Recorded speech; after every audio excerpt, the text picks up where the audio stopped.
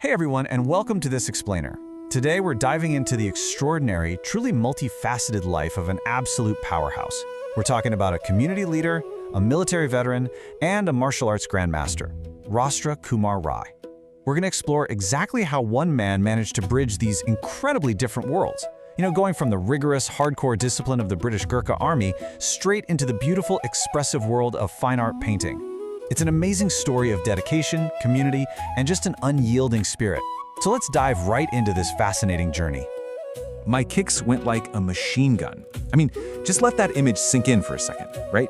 This quote perfectly captures the intense physical energy and raw power that Rastra Rai brought to literally everything he did. Whether he was training in the gym or competing on the international stage, he operated with this level of precision and speed that just left onlookers completely in awe. And it's exactly this fiery warrior spirit that makes his story so incredibly compelling to unpack. Section 1. A community in mourning, the sudden loss of a leader. To really grasp the weight of this man's life, we kind of have to start with the sheer shock of his passing. The UK-based Nepali diaspora was completely stunned by the breaking news of his sudden loss. It literally sent ripples of disbelief across international borders, uniting thousands in this shared moment of profound grief.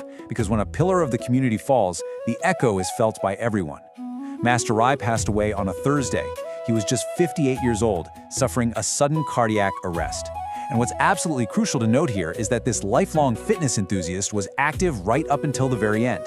He had literally just finished his regular routine of playing badminton at the Army Gym Hall in Brampton.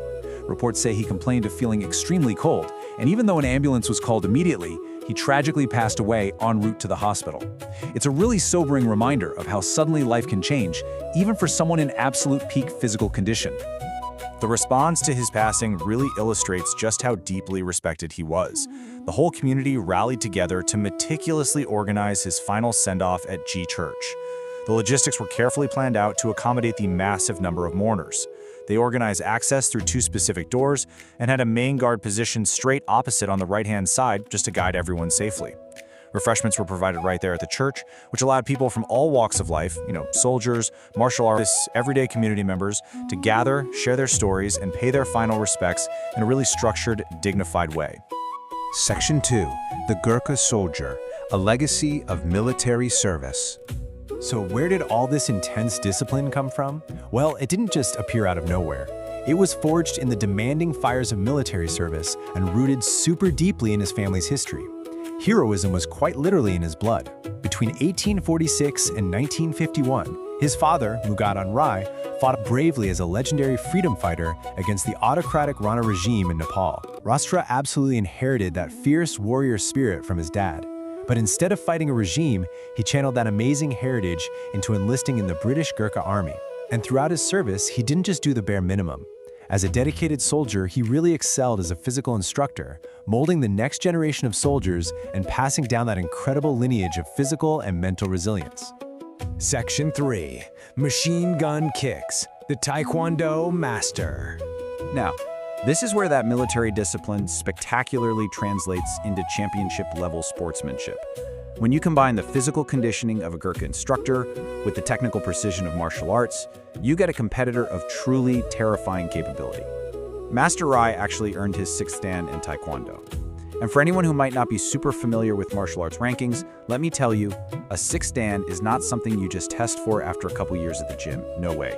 It is a highly advanced, master-level black belt rank. It represents decades of rigorous physical dedication, elite technical mastery, and teaching excellence.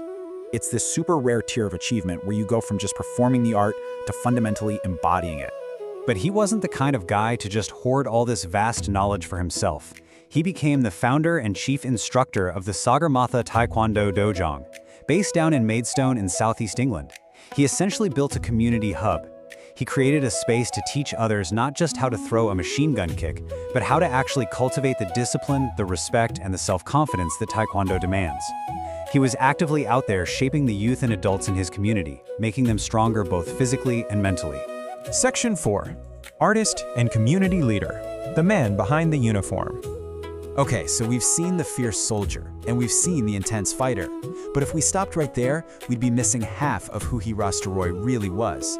Let's slow down for a second and look at the softer, highly creative, and profoundly community-oriented side of him that genuinely surprised people who only knew him from the gym.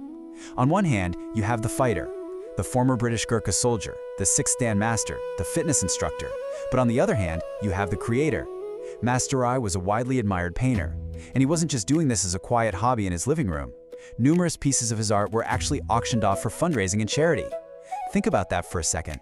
Here is a man who could break boards with a single strike, yet he possessed the delicate touch required to paint a beautiful canvas to help those in need. It completely redefines our whole idea of what a martial arts master can be. Then we hit the year 2015, which marks a massive milestone in his civic life. From 2015 to 2017, Rastra Rai stepped up to serve as the Vice President of the Non-Resident Nepali Association, or the NRNA in the UK. This really cemented his role as a central pillar of the diaspora. He wasn't just leading inside the Dojang anymore, he was actively advocating for his community at an institutional level, using his platform to unify and support Nepalis living abroad. Section 5. A Lasting Legacy. Remembering Rastra Rai.